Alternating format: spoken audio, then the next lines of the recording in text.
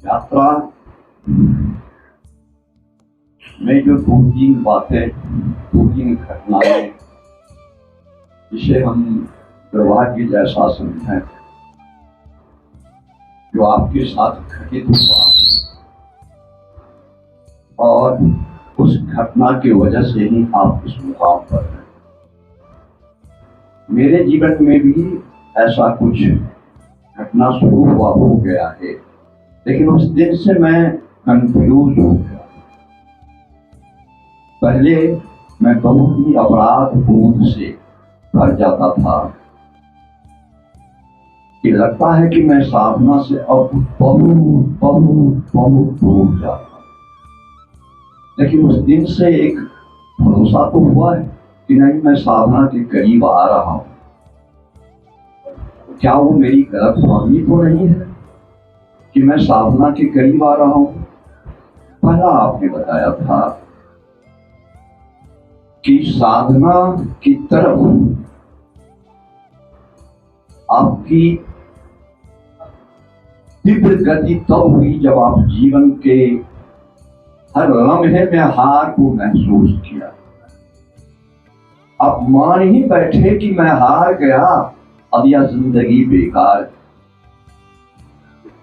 विषाद से गिर गए, आत्महत्या तक की ठानी और अंत में वास्तविक तौर पर जिसको हत्या कहते हैं, आत्महत्या, निर्वाण, वो आपने उपलब्ध हुआ। विगत 10 वर्षों से मैं भी अवसाद में। लोग कहते थे कि भाई ध्यान करते हो, आश्रम है, इतने लोगों को बुलाते हो, संगीत भजन चलता रहता है और तुम डिप्रेशन में हो, कोई तालमेल नहीं दिखता, कहीं तुम गलत है। और मुझे भी अपने आप पर शंका होना शुरू हो गया था कि शायद विधि में, समझदारी में कहीं भी मैं गलत हो गया। उस दिन पता चला कि नहीं, विषाद, जीवन में हार का एहसास होना बहुत ही जरूरी है। और वो जरूरी क्यों है इसका तो मुझे पता है। मैंने कन्फेस किया था उस दिन स्वामी जी के समक्ष कि 20% अभी भी बाकी है। दूसरा, आपके जीवन में जो घटना हुआ वो बड़ा ही विस्मयकारी। ये अंततः आपको लगा कि अब ध्यानवान नहीं करना। विगत कुछ महीनों से मुझे भी ऐसा लगता कि प्रयास करके कोई ध्यान न करूं, इसे भी मैं अपने निगेटिविटी में ही लेता आया हूं। कि लगता है कि अब मैं कहीं खो गया हूं, दुनियादारी ने मुझे किसी दूसरे ढंग से पकड़ लिया है। और तीसरा, जो सबसे कीमती बात है कि आपने बुद्धों की तस्वीर को फाड़ के फेंक दिया। विगत कुछ महीनों से मैं भी एहसास करता हूं कि ओशो के प्रति जो मेरे लगाव थे, घुसते ही पहले नमो, पहले कुछ करो कुछ करो, अब ऐसा भाव नहीं आता। इसके लिए बार बार अपने अंदर एक अपराध बोध आता है कि अरे अरे मैं कितना कृतज्ञ कि ध्यान घर में आया और कुर्सी ठीक करने लगा और उसको तो प्रणाम ही करना मैं भूल गया। आपको सुनने के बाद लगा कि शायद मैं ठीक हूं, लेकिन वो मेरी गलतफहमी तो नहीं है। कृपया इस पर प्रकाश डालें।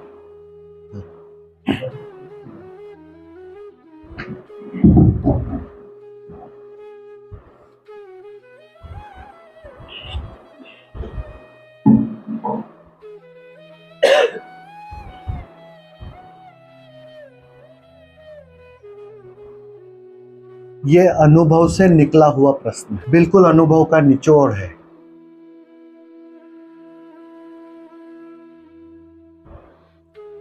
कोई तो मिला जो कुछ कुछ मेरे जैसा है,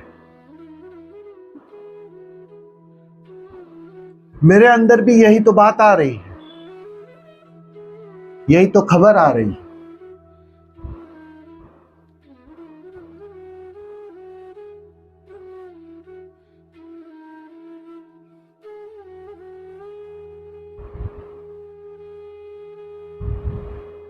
पकड़ जो होती है, मान्यताओं की पकड़,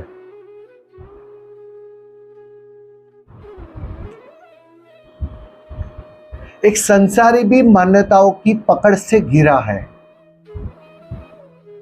और एक साधक दूसरे प्रकार की मान्यताओं की पकड़ से घिर जाता है। बात तब बनती है जब दोनों ही पकड़े गिर जाती है। तुम मुक्त ही तब होते हो जब तुम संसार से तो छूटो, अध्यात्म से भी छूट जाओ।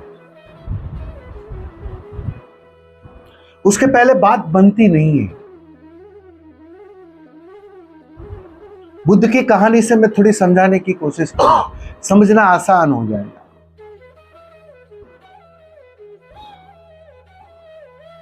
बाहर का तो महल में बहुत कुछ देख लिया, जन्म लेते ही बाहर का व्यर्थ है यह जानने की सुविधा थी बुद्ध के पास। महल तो तैयार थे,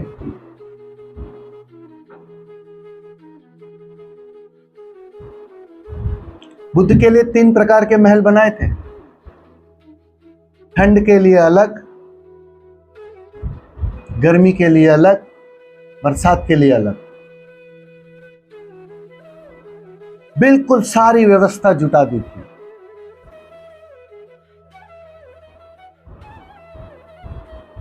उस सारी व्यवस्था के बीच भीतर जो कोई अतृप्त था, उस कॉन्ट्रास्ट में, उस सापेक्षता में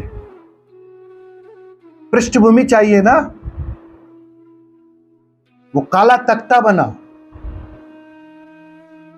बात साफ हो गई कि ये सब है लेकिन मैं खाली का खाली हूं।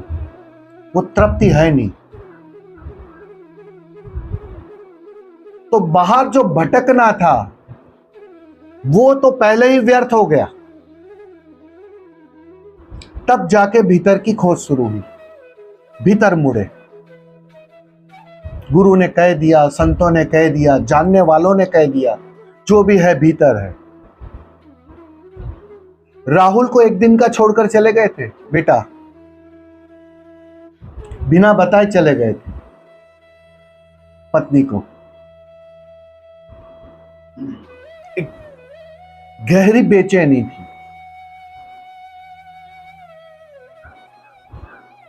वो बेचैनी तो नहीं है हमारे पास, और क्या।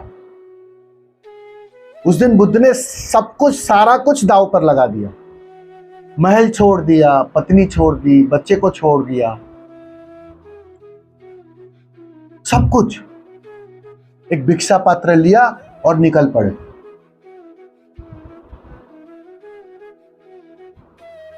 तो ये जो तड़प, खोजने की तड़प, तृप्त होने की तड़प, उन्हें अध्यात्म में ले गई। तो सीधी सी बात है, अब अध्यात्म में भी जब वो करेंगे तो पूरा करेंगे। जो कोई भी संत मिलता, जो भी विधि देता, पूरी टोटालिटी से करते थे, पूर्णता से करते थे। वो कंजूस की तरह नहीं, अधूरा अधूरा नहीं।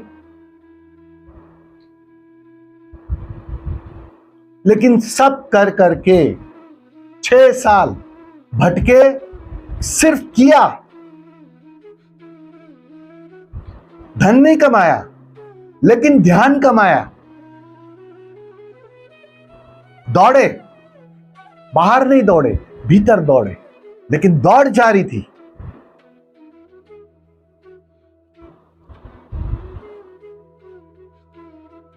छह साल बीतते बीतते बात समझ में आने लगी। कि मिल तो कुछ नहीं रहा है, बात तो नहीं बन रही है, वो तृप्ति तो नहीं घट रही है, मांग तो अभी भी जारी है, विषय बदल गए। पहले बाहर की मांग थी, अब भीतर की मांग खड़ी हो गई।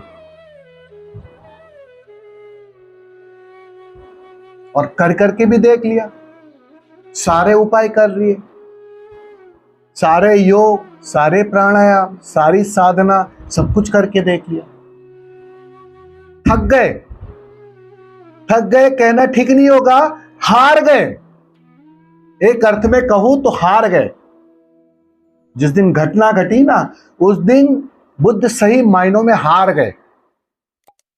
बात साफ हो गई कि यहां बाहर से भी कुछ उपलब्ध नहीं होता है और भीतर दौड़ने से भी कोई उपलब्ध नहीं होता है, कुछ नहीं उपलब्ध होता है।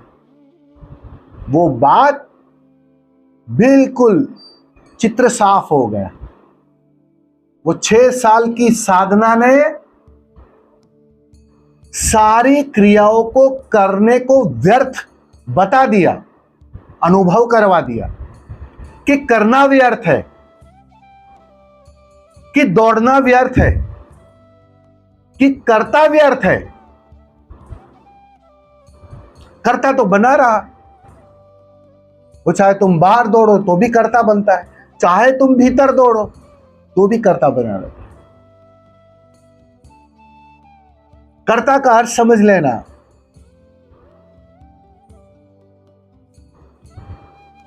जो हो रहा है उस सहज घटना में तुम अपने को थोप देते हो, मैं कर रहा हूं।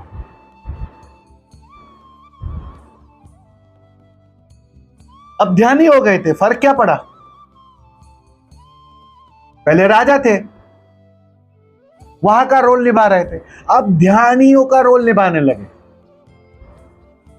ये सारे साधक ध्यानियों का रोल निभा रहे हैं।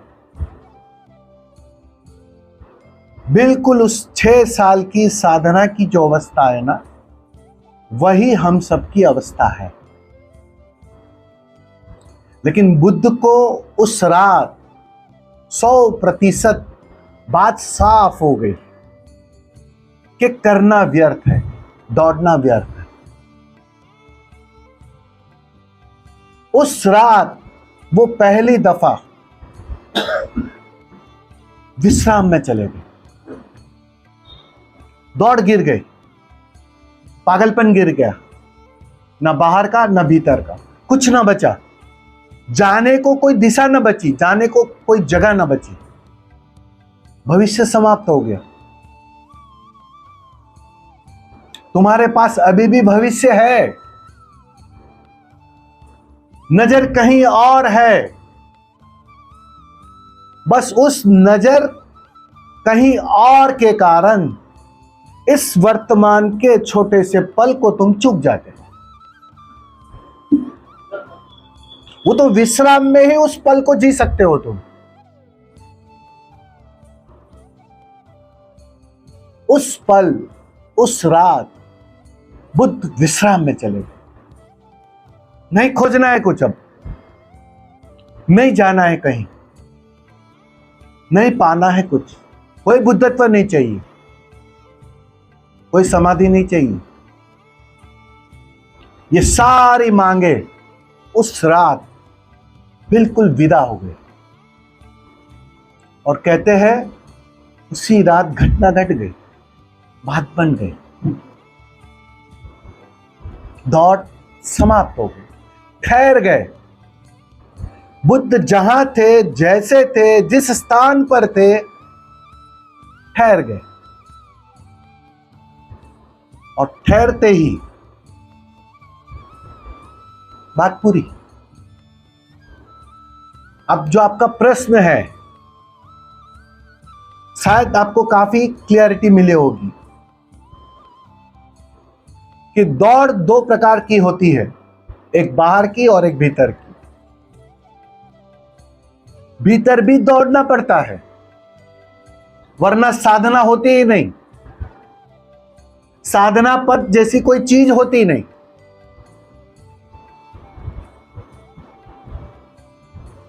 भीतर व्यर्थ है वो समझाएगा कौन? गुरु थोड़ी समझा सकता। तुम्हें दौड़ना पड़ेगा, भीतर भी दौड़ना पड़ेगा, विधिया करनी पड़ेगी ताकि समझ में आए कि विधिया व्यर्थ है।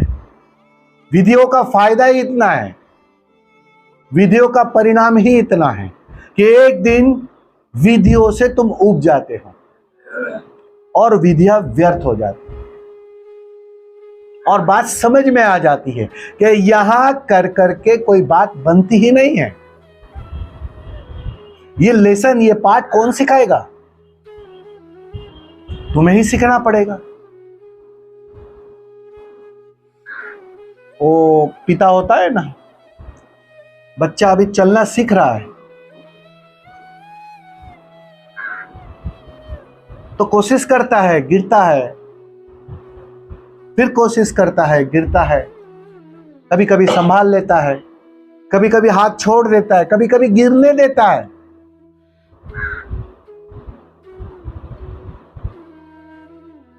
बस ऐसे ही कुछ ये ठोकरे खा खा कर, गिर गिर कर तुम संभलना सीख जाते, तुम्हें समझ में आना शुरू हो जाता है। ये सारी समझ जो अभी शब्दों में है वो तुम्हारे अनुभव का हिस्सा बन जाती है। फिर बुद्ध कहते हैं वो तुम्हारे अनुभव से तालमेल खाने लगता है। ये प्रश्न उनका वहीं से उठा है।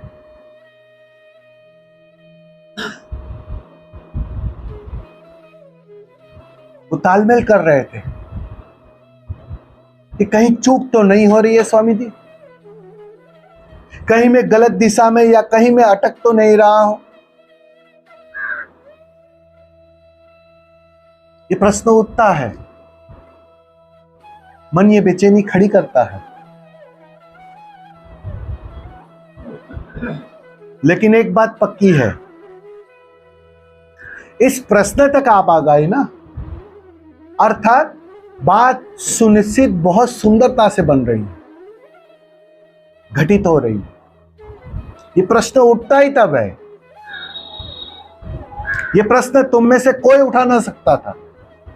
वो तो कोई अनुभव से जो गुजरा है वही इस प्रश्न को उठा सकता है। और बिल्कुल सही है उनकी बात।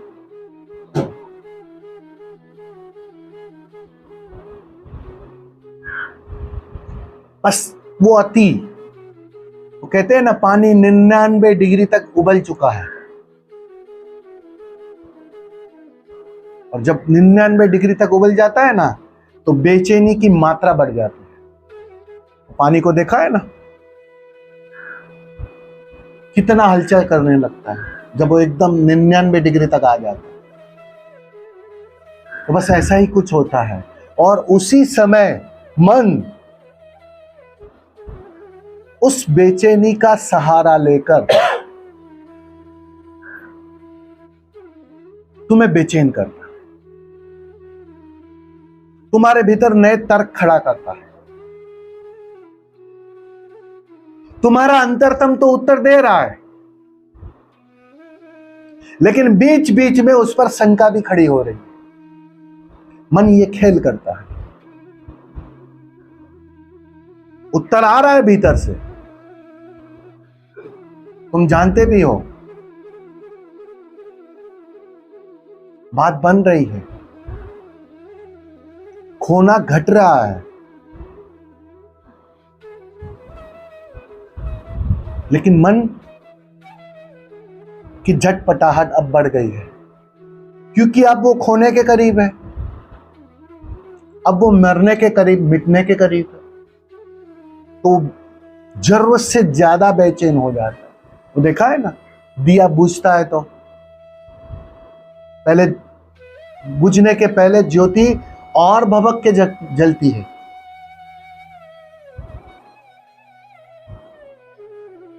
बस ऐसा ही कुछ है। तो ये बेचैनी उसकी ही है, उसको करने दो जो करना है। तुम अपनी सुनो, तुम अपने में रहो। जन्मों जन्मों से मन की ही तो सुनी थी।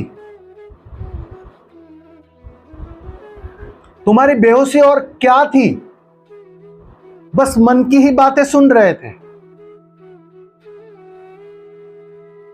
मन को ही मूल्य दे रहे थे। ये पहली बार तुमने अपनी आवाज सुनना शुरू की, अपनी पुकार सुनना शुरू की। तुम अंतर तम की आवाज सुनना तुमने शुरू कर दिया। और जितना तुम अंतरतम की सुनोगे, ध्यान से यही तो होता है कि तुम्हारा भीतर से एक तालमेल होने लगता है, एक जुड़ाव होने लगता है। और जितना वो जोड़ होता है, अब तुम्हें पता चलने लगता है कि भैया यहां इस घर में मालिक तो कोई और है।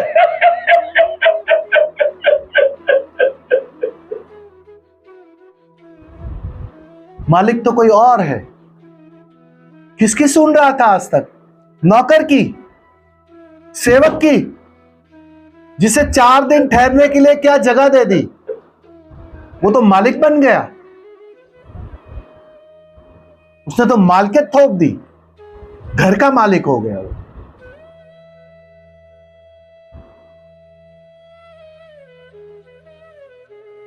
वो दिखाई पड़ता है। ध्यान का यही तो परिणाम है। दिखाई पड़ता है कि सच में मालिक तो कोई और है। जिस दिन उस मालिक का पता चलता है ना, बस अब मन बेचैन होना शुरू हो जाता है। अब तुम उसकी सुनते नहीं हो, अब तुम उसे मूल्य नहीं देते हो। तो उसकी झटपटाहट समझ रहे हो ना कैसी होगी? उसकी बेचैनी बढ़ती जा रही। और जब वो 99 डिग्री तक बेचैनी आ जाती है ना उसकी, तब ऐसे ऐसे तर्क, आखिरी दाव, आखिरी ब्रह्मास्त्र वो डालता है, फेंकता है तुम्हारे तरफ। शायद इस ब्रह्मास्त्र के जाल में ही तुम फंस जाओ, क्योंकि वो करीब है मिटने को, वो खोने जा रहा है। और कहते हैं ना, मरता क्या ना करता, वो मर रहा है, वो मरने के करीब है। तो अपनी पूरी कोशिश कर रहा है, पूरा दाव लगा रहा है। लेकिन चिंता मत करो, अब तुम भी बलवान हो, तुम भी ताकतवर, तुम्हारी मालकियत लौटाई है। अब चलेगी नहीं मन की, उसके ब्रह्मास्त्र भी व्यर्थ जाएंगे। और फिक्र मत करो, उसकी काट आ गई है तुम्हारे पास।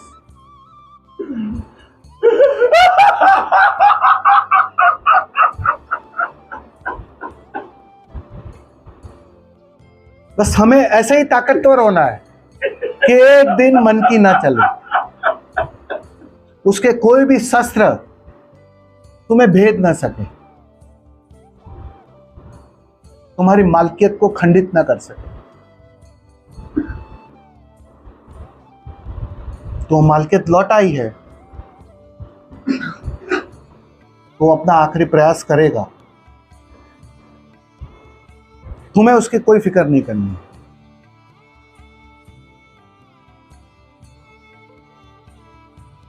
अब तुम इसी वन में बिल्ली नहीं हो, शेर हो गए हो। अब शेर किसी की फिक्र करता है क्या?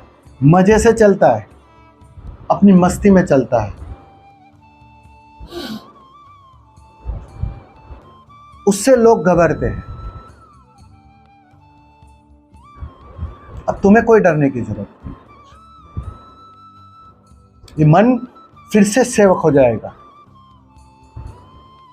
फिर से तुम्हारी जी हजूरी में लग जाएगा। आज तक तुम जी हजूरी कर रहे थे, अब वह तुम्हारी जी हजूरी करेगा। यस बोलो, कहां मेरी जरूरत है? मैं उपलब्ध हूं, वरना बैठो द्वार के बाहर।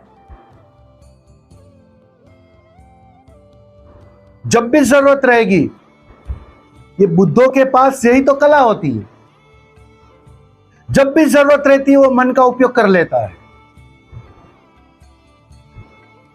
वो कला होती है उनके पास, क्योंकि मालकियत आ गई, मैं सम्राट हूं, ये बात साफ हो गई। मैं मालिक हूं, ये बात साफ हो गई, अनुभव से साफ हो गई। फिर तो बिल्कुल एक अर्थों में मन नहीं है, और एक अर्थों में तुम्हारा सेवक बनकर वो हमेशा प्रतीक्षा करता है कि कब तुम उससे काम लो। बुद्ध कहते थे, विचार आते हैं ना तो दस्तक देकर आते हैं, मैं आ कमिंग, मैं आऊं। मैं उसे आज्ञा देता था आओ, तब वो आते थे। वो मालकियत आ गई। बस ऐसा ही कुछ, ऐसा ही कुछ घटने वाला है। वो मालकियत आ रही है, लेकिन वो मरता क्या ना करता, वो अपनी कोशिश कर रहा है। तुम कोई प्रतिक्रिया मत दो,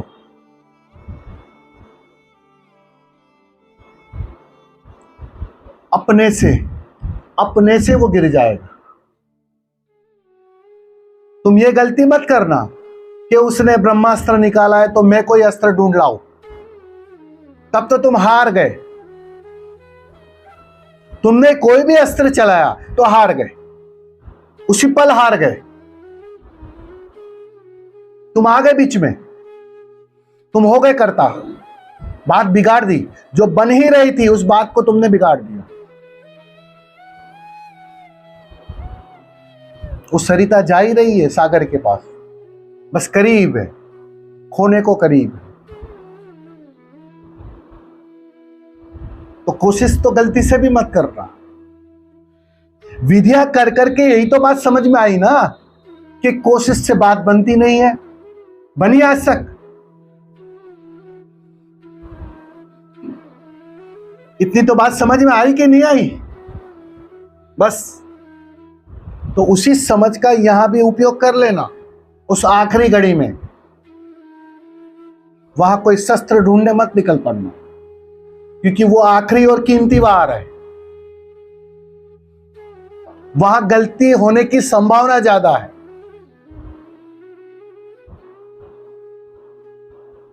तो कोई शस्त्र उठा मत लेना। तुम कुछ नहीं करोगे, सहज ही बात बन जाएंगे।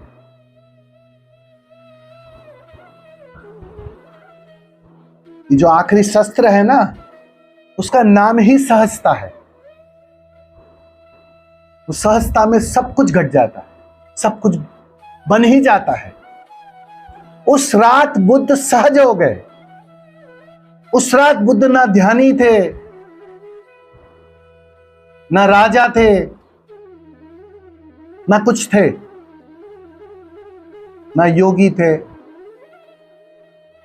उस दिन, उस रात बुद्ध को सहजता घटी। उस सहजता में वो प्रवेश कर गए। वो आखिरी शस्त्र उन्होंने उठा लिया, सहजता का। राजी हो गए, और राजी होते ही सब बात बदल जाती। देखा ना, अभी सुना ना, गीत सुना, राणा ने विष का प्याला दिया, मानो अमृत दिया। मीरा ने पिया, अमृत समझकर पिया। तो ये क्या बात हुई? ये बात कहां समझ में आ रही है तुम्हें? राणा ने तो विष समझकर ही दिया था, मारने के भाव से ही दिया था, मिटाने के भाव से ही दिया था। लेकिन मीरा की वो दशा थी, वो अवस्था थी, वो स्वीकार था, वो सहजता थी कि उस विष को भी स्वीकार कर लिया, पी लिया, और पीते ही, उस स्वीकार से पीते ही, विरोध से पीती,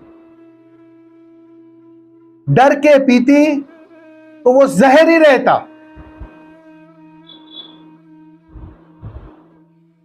क्योंकि वो जहर था, राणा ने उसी संदर्भ में दिया था।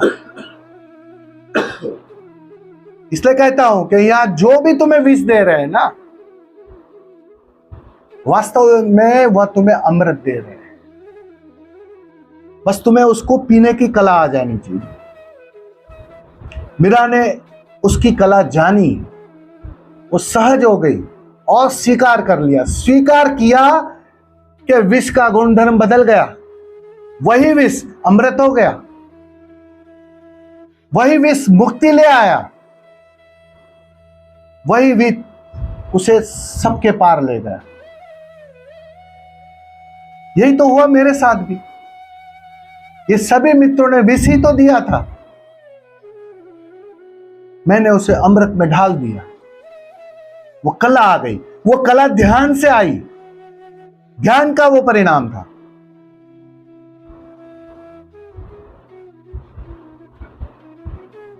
वो कला आएगी, तुम्हें भी आएगी।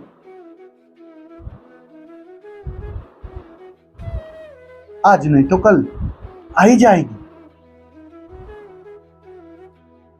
जो चल रहा है, जो ध्यान कर रहा है, रोज रोज आएगी। वो सहजता फलित होगी ही होगी, वो स्वीकार फलित होगा ही होगा। देखते नहीं हो, 5 साल पहले जो ध्यान करता था पहली बार, और आज तुम्हारी मांगों में फर्क नहीं आया, तुम्हारे स्वीकार में फर्क नहीं आया। अब तुम कम पे भी राजी नहीं होने लगे। जब ध्यान शुरू नहीं किया था तो कितनी मांगे थी, ये बनूं, वो बनूं, कलेक्टर बनूं, डॉक्टर बनूं, इतना धन इकट्ठा करो, ये गाड़ी लाओ, अच्छा घर बनाओ, थी ना, लिस्ट थी पूरी।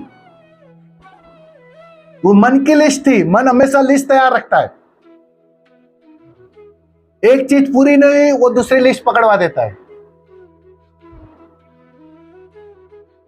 बेटा गाड़ी तो आ गई, ले अभी तो ये भी लेना है, अभी और ये उपलब्ध करना है। मन लिस्ट पकड़वा देता है। और 5 साल 10 साल आपने ध्यान क्या किया, वो लिस्ट चली गई। अब एक गहन तृप्ति आने लगी, एक ठहराव आने लगा, मांग गिरने लगी।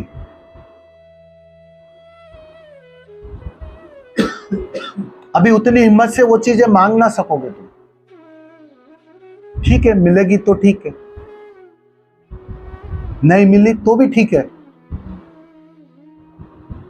राजी होने लगो, एक सहज स्वीकार आने लगे। एक दिन तुम इस पल को पूरा स्वीकार करने के लिए तैयार हो जाओ।